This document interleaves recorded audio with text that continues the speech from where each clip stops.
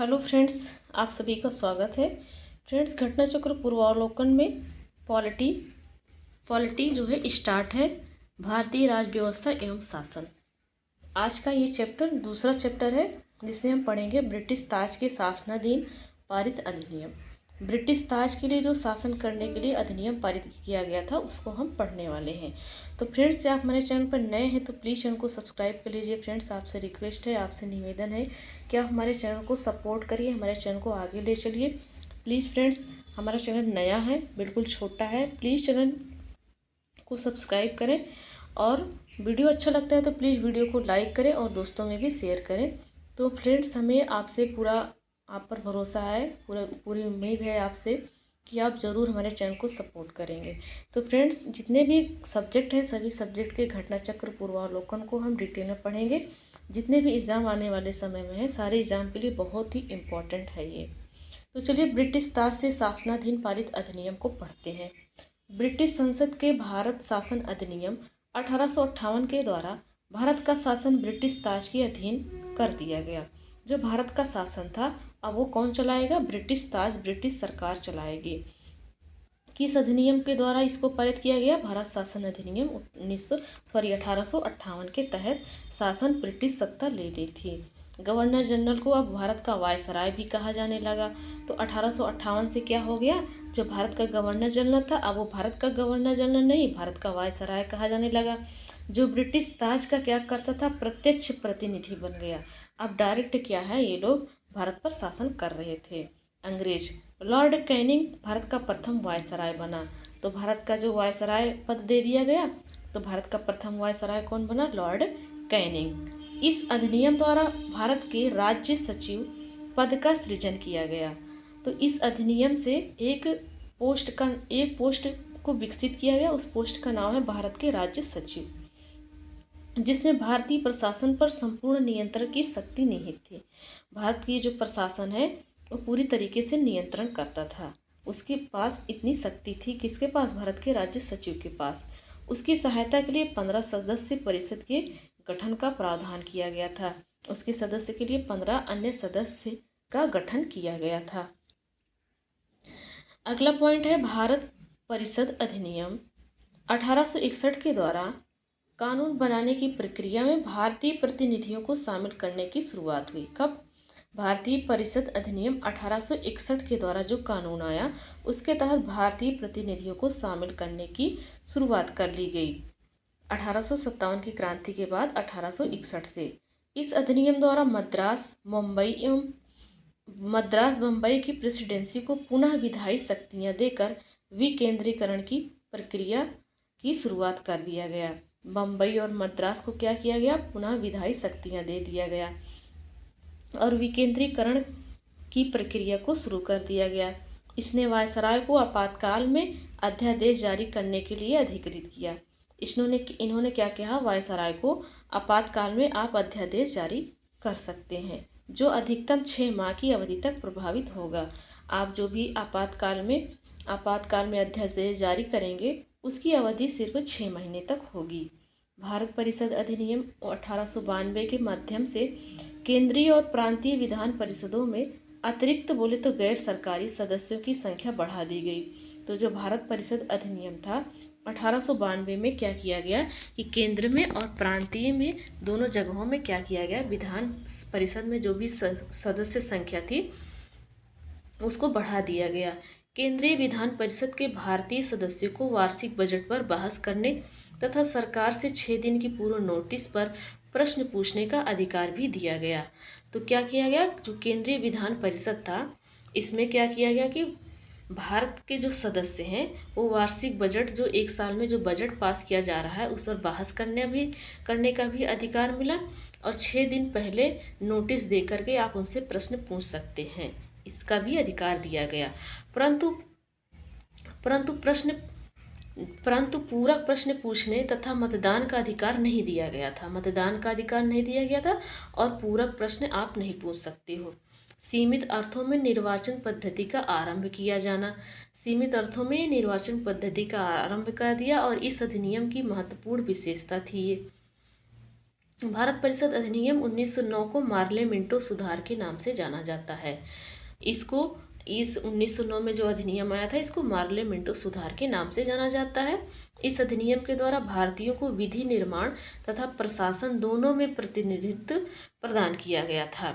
इस अधिनियम के तहत क्या किया गया, भारतीयों को विधि निर्माण के लिए, बोले तो कानून बन रहा है तो उसको विधि निर्माण कहा जाता है, उसके लिए, और प्रशासन में प्रतिनिधित्व करने के लिए दोनों में क्या किया गया, रखा गया।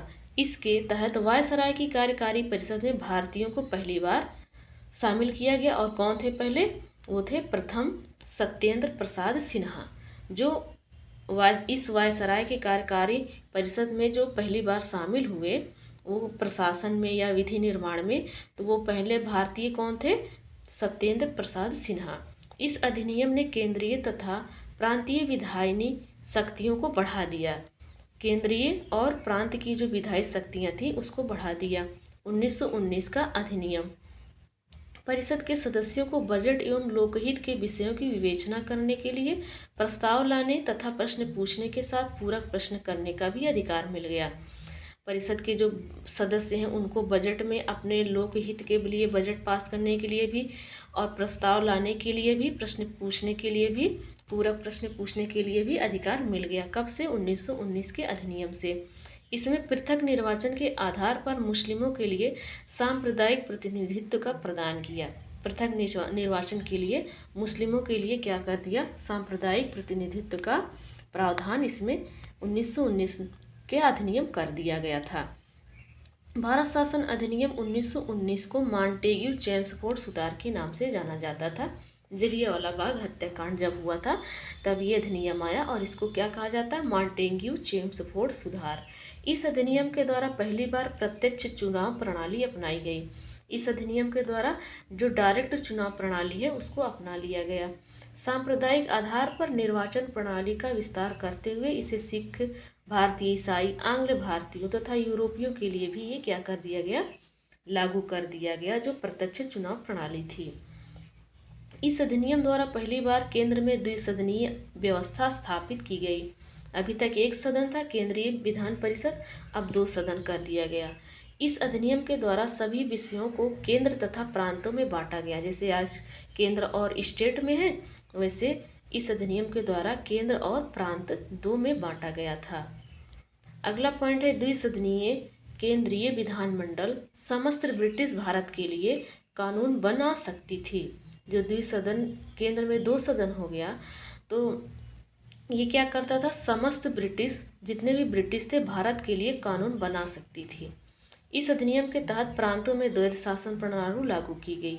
दोहरा शासन लागू कर दिया गया। एक तो आप जिस प्रांत के हो वो जो है शासन प्रणाली, उसके बाद जिस देश में है वो, तो द्वैध शासन प्रणाली को लागू कर दिया गया। प्रांतीय विषयों को 2 भागों में आरक्षित तथा हस्तांतरित विषयों में बांटा गया। प्रांतीय विषयों को भी 2 भागों में, एक आरक्षित और एक हस्तांतरित विषयों में बांट दिया गया।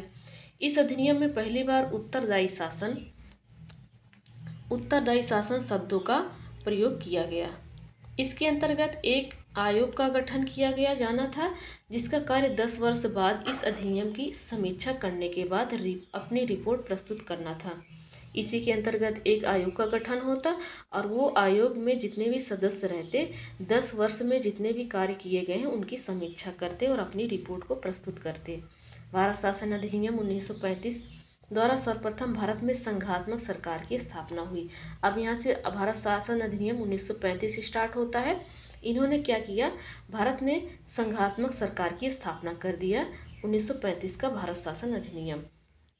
इस अधिनियम के द्वारा प्रांतों में द्वैध शासन को समाप्त कर दिया गया। केंद्र में द्वैध शासन प्रणाली लागू की गई।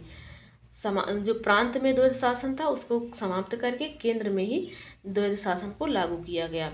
भारत में मुद्रा एवं साख पर नियंत्रण के लिए भारतीय रिजर्व बैंक की स्थापना की गई। तो याद रखना है कि भारतीय रिजर्व बैंक की स्थापना किस अधिनियम से हुई, भारत शासन अधिनियम 1935 में। सांप्रदायिक निर्वाचन प्रणाली का विस्तार करते हुए दलित जातियों, महिलाओं और श्रमिकों को इसमें सम्मिलित कर लिया गया। किसमें, सांप्रदायिक निर्वाचन प्रणाली में। इसी अधिनियम के तहत 1937 में संघीय न्यायालय की स्थापना की गई। संघीय न्यायालय की स्थापना 1937 में की गई भारत शासन अधिनियम 1935 के तहत। इस अधिनियम द्वारा बर्मा का ब्रिटिश भारत से अलग कर दिया गया था। जो म्यांमार है, बोले तो बर्मा एक ही बात है, ये भारत का हिस्सा था। ब्रिटिश क्या कि भारत से अलग कर दिया गया। बर्मा को ब्रिटिश भारत से अलग कर दिया गया तथा दो नए प्रांत सिंध और उड़ीसा का निर्माण हुआ। दो नया प्रांत बनाया, एक का नाम सिंध और दूसरा का उड़ीसा। इसके तहत कुछ प्रांतों में द्विसदनात्मक व्यवस्था की गई। क्या किया गया? कुछ प्रांतों में द्विसदनात्मक व्यवस्था की गई। अब भारतीय स्वतंत्रता अधिनियम 1947 ने 15 अगस्त 1947 को भारत को स्वतंत्र एवं संप्रभु राष्ट्र घोषित कर दिया। इसने वायसराय का पद समाप्त करके दोनों डोमिनियन राज्यों में गवर्नर जनरल का पद सृजित किया गया। जैसे पहले गवर्नर जनरल था, उसके बाद वायसराय हो गया। तो ये इन्होंने क्या किया कि वायसराय को फिर से ख़त्म करके फिर से गवर्नर जनरल का पद दे दिया। आज़ादी के बाद भी वायसराय का पद खत्म करके गवर्नर जनरल का पद दिया गया था। इसके अंतर्गत ब्रिटिश शाही उपाधि से भारत का सम्राट शब्द समाप्त कर दिया गया। जो ब्रिटिश की उपाधि है, सम्राट जैसा शब्द, ये किसका? ब्रिटिश शाही उपाधि है, ब्रिटिश की उपाधि है। तो सम्राट, भारत का सम्राट जैसे उपाधि को इसके बाद समाप्त कर दिया गया। तो फ्रेंड्स, यहाँ पर हमारा थ्योरी सेक्शन कंप्लीट हो जाता है। अब चलिए क्वेश्चन को सॉल्व करते हैं। पहला क्वेश्चन है, निम्न में से किस अधिनियम के अंतर्गत भारतीय विधान परिषद को बजट पर बहस करने की शक्ति दी गई? तो भारतीय विधान परिषद में बजट पर बहस करने के लिए 1892 में मिला था कि भारतीय भी बजट पर बहस कर सकते हैं, पूरक प्रश्न भी पूछ सकते हैं, और 6 दिन पहले नोटिस दे करके। तो इसका आंसर हो जाएगा 1892। अगला क्वेश्चन है, ब्रिटिश भारत में सांप्रदायिक प्रतिनिधित्व की व्यवस्था निम्नलिखित में से किस अधिनियम द्वारा की गई थी? तो ब्रिटिश भारत में सांप्रदायिक प्रतिनिधित्व की व्यवस्था मार्लेमेंटो सुधार में किया गया था, जो कि 1909 में आया था। तो आंसर हो जाएगा इसका बी आंसर। अगला क्वेश्चन है, निम्न में से किस एक अधिनियम द्वारा भारत में संघीय न्यायालय की स्थापना की गई थी? तो भारत में संघीय न्यायालय की स्थापना कब की गई थी? भारत शासन अधिनियम 1935 का अधिनियम था और सन 1937 में किया गया था। तो इसमें 1937 ऑप्शन में नहीं है, भारत शासन अधिनियम 1935 भी नहीं है। तो यहाँ पर देखिए, संघीय न्यायालय की स्थापना 1 अक्टूबर 1937 को भारत शासन सरकार अधिनियम 1935 के अंतर्गत किया गया था। इसके प्रथम में मुख्य न्यायाधीश कौन थे? सर मॉरिस ग्वेयर थे। अगला है, भारत का संघीय न्यायालय निम्नलिखित में से किस वर्ष स्थापित किया गया था? तो 1937 इसका राइट आंसर है। केंद्र में द्वैध शासन किस अधिनियम के अंतर्गत लाया गया था? तो द्वैध शासन को लेकर आया गया था केंद्र में, और प्रांत का जो द्वैध शासन था उसको हटा दिया गया था।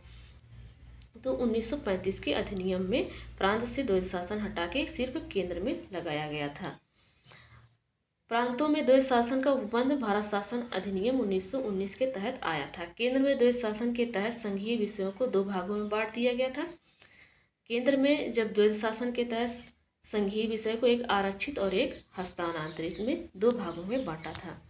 अगला क्वेश्चन है, छठा क्वेश्चन है, किस अधिनियम ने केंद्र में द्वैध शासन प्रणाली को स्थापित किया था? तो 1935 ही था जो केंद्र में द्वैध शासन प्रणाली को लगाया था और प्रांत से हटा दिया था। अगला है, 1919 के भारत शासन अधिनियम की निम्नलिखित में से कौन सी विशेषताएं हैं? तो 1919 की बात की जा रही है। तो पहला है, प्रांतों की कार्यकारिणी सरकार में द्वैध शासन की व्यवस्था। तो द्वैध शासन प्रांत में भी लगा दिया गया था, केंद्र में भी। तो पहला सही है। मुसलमान के लिए पृथक सांप्रदायिक निर्वाचन मंडल की व्यवस्था, तो ये गलत है। तीसरा है, केंद्र द्वारा प्रांतों को विधायनी शक्ति का हस्तांतरण।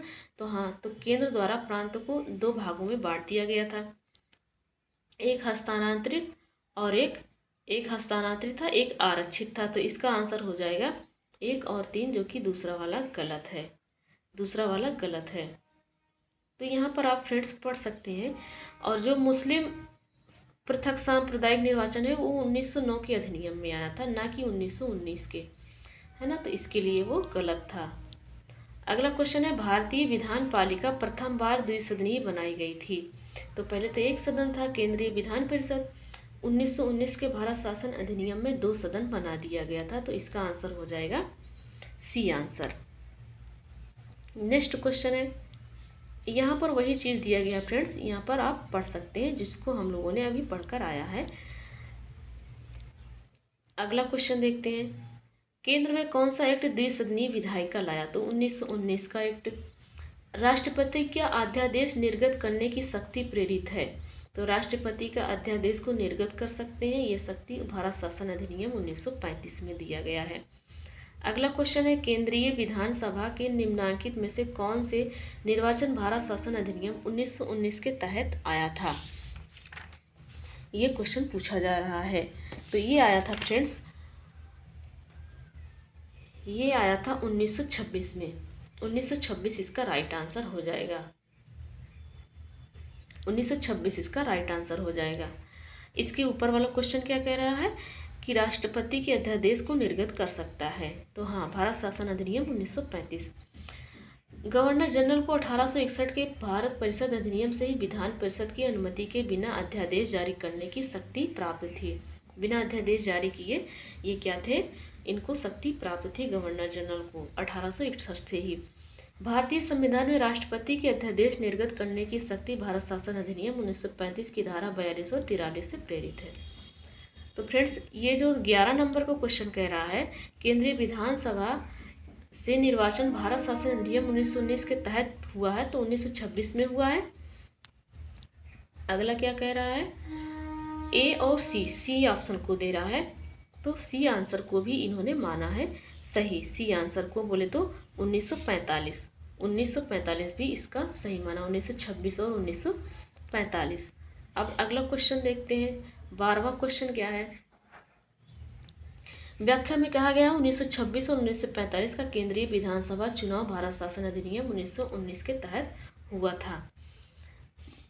निम्नलिखित में से किस अधिनियम द्वारा संवैधानिक निरंकुशता का सिद्धांत प्रवृत्त किया गया? तो 1935 का भारत शासन अधिनियम। अगला क्वेश्चन है, भारत के संविधान में केंद्र और राज्य के बीच किया गया शक्तियों का विभाजन इनमें से किसमें उल्लेखित योजना पर आधारित है? तो भारत शासन अधिनियम 1935 मोस्ट इम्पॉर्टेंट है, भारत का संविधान बनाने में महत्वपूर्ण जो है योगदान निभाता है भारत शासन अधिनियम 1935। अगला है, निम्न में से एक भारत सरकार अधिनियम 1935 की मुख्य विशेषताओं में से नहीं थी। इस अधिनियम में अखिल भारतीय महासंघ का प्रावधान था। तो अवशिष्ट विषय प्रांतीय विधायकों को आवंटित किए गए थे? नहीं, ये नहीं था, ये था। यह प्रांतीय स्वायत्तता का सूत्रपात का संकेत है, राइट है। इसने प्रांतीय स्तर पर द्वैध शासन प्रणाली को समाप्त करके केंद्र पर लागू किया, तो ये सही है। बी वाला नहीं है, इसलिए बी गलत है।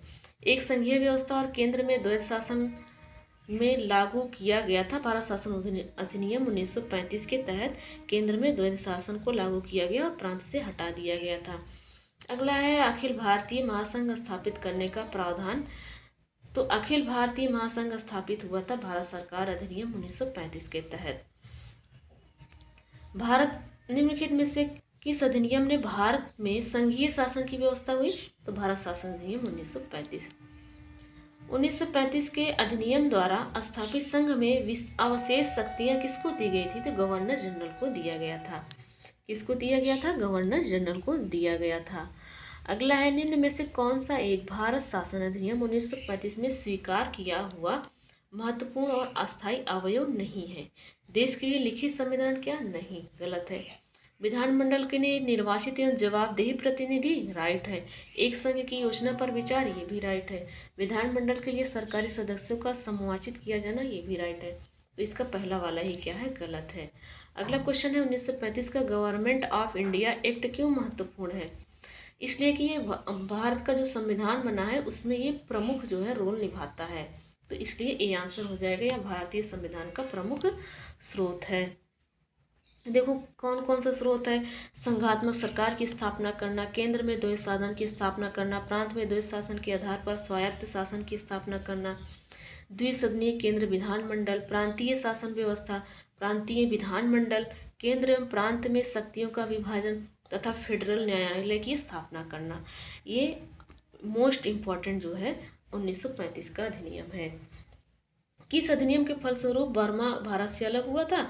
तो 1935 के अधिनियम के तहत। तो फ्रेंड्स यहाँ पर हमारे क्वेश्चन भी सभी सॉल्व हो गए। तो चलिए फ्रेंड्स मिलते हैं नेक्स्ट वीडियो में। Thanks for watching.